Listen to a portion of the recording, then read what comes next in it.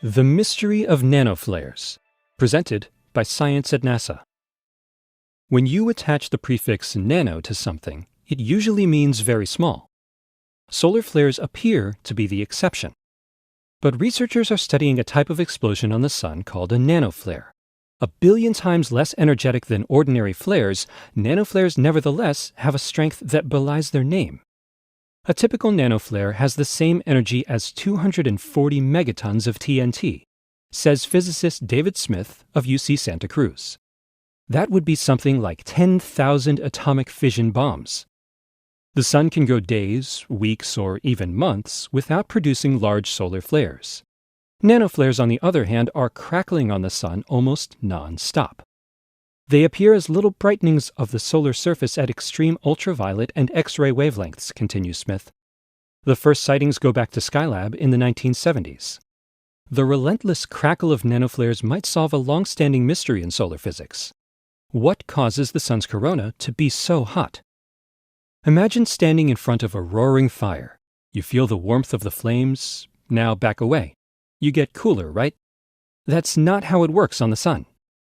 The visible surface of the Sun, called the photosphere, has a temperature of 5,500 degrees Celsius. Moving away from the surface should provide some relief. Instead, the Sun's upper atmosphere, known as the solar corona, sizzles at 1,000,000 degrees, a temperature almost 200 times higher than that of the roaring furnace below. For more than a half-century, astronomers have tried to figure out what causes the corona to be so hot. Every year or so, a press release appears purporting to solve the mystery, only to be replaced by a competing theory a year or so later. It is one of the most vexing problems in astrophysics. Smith thinks nanoflares might be involved. For one thing, they appear to be active throughout the solar cycle. Over the course of about 11 years, the Sun cycles through periods of high and low solar activity, referred to as solar maximum and solar minimum respectively. While the frequency of large solar flares is affected by this cycle, nanoflare activity appears to remain constant, which could explain why the corona remains hot even during solar minimum. While each individual nanoflare falls far short of the energy required to heat the Sun's atmosphere, collectively, they might have no trouble doing the job.